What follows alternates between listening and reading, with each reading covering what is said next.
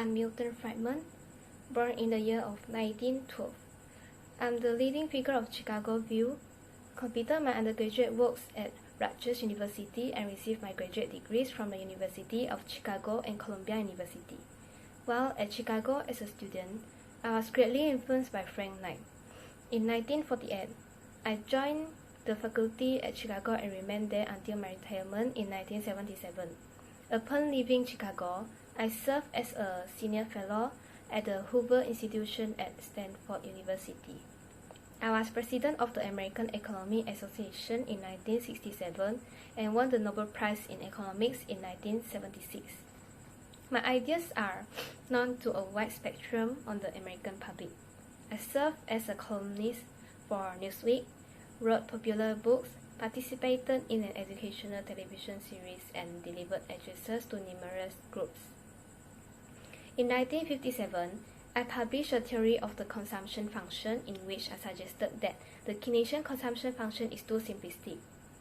Based on my thoughts, a household's consumption is determined by permanent income rather than current income, where permanent income is defined as the average income that are considered to be temporary or transitory will neither greatly increase nor decrease people's present consumption. In this regard for money theory, I want to talk about several interrelated topics, including demand for money, the quantity theory of money, the cause of Great Depression, the ineffectiveness of fiscal policy, the long-run vertical Phillips curve, and the monetary rule. Firstly, I view the demand for money as a demand for cash balance. People demand cash balance because they provide utility to the holder.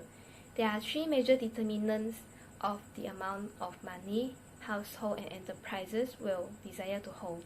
These factors will influence the supply of money. The first one is total wealth, which are in all forms, including human capital, can best be measured by permanent income. As wealth or permanent income increase, the amount of money people desire to hold as cash balance also increase. Moreover, the cost of holding money vary with the interest rate, the expected rate of inflation, and the price level. Next, the third determinants are preference, or basic attitudes about holding and using cash. These preferences remain relatively constant over significant stretches of space and time. The modern quantity theory of money is the next theory. The demand for money is relatively stable in the short run.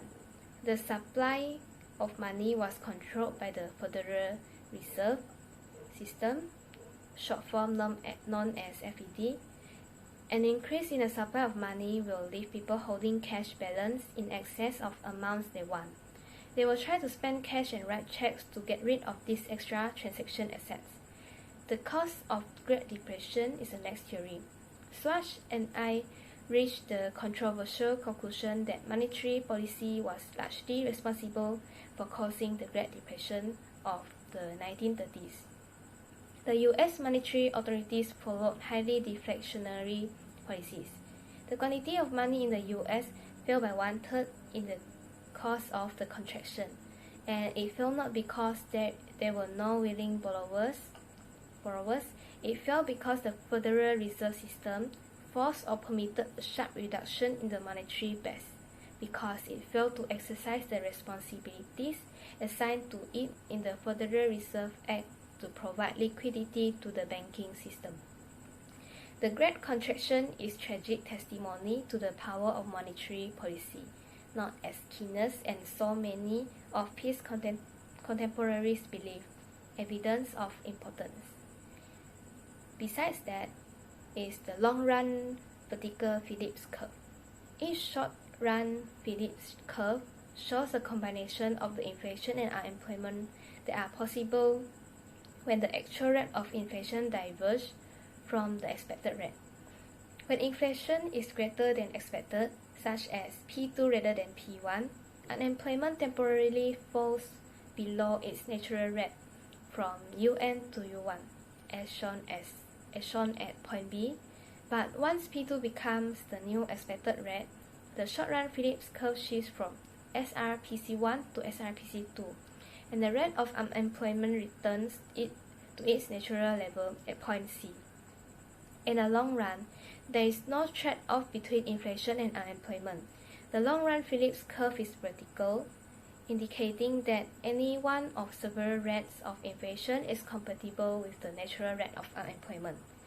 Therefore, the temporary trade-off does not come from inflation, but from unanticipated inflation, which generally means from a rising rate of inflation, which may reduce unemployment, meanwhile a high rate will not.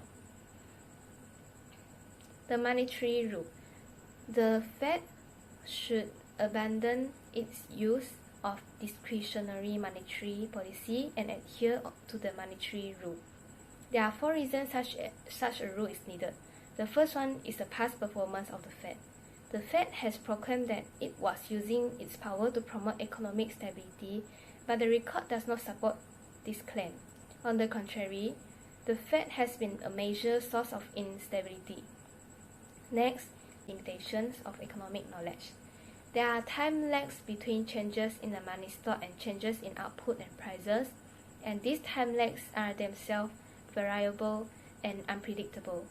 Besides that, the reasons are confidence. A monetary rule would enable business, consumers, and workers make contracts with the confidence that the FED was not going to surprise them. The 4th reasons are neutralization of the FED.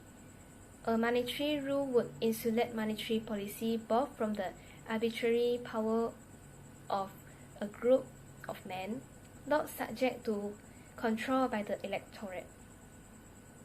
As for economic liberalism, my role as a classical economist who emphasize economic freedom, advocate a series of reforms that will place less reliance on government and more reliance on the market over the years. The market system protects not only economic freedom, but also political freedom. It is proud to say that my admirers and critics alike agree that I helped establish that money matters in the economy. They also would agree that I myself mattered or made a difference in both the history of economic thought and the course of public policy. Last but not least, I would like to end this talk with a quote from Benoit Coeur. The best way to increase inequalities is to have good policies to support the poorest and to create jobs at the lower end of the wage ladder, at the lower end of the skills ladder. That is about making labor market work better. That's all from me. Thank you.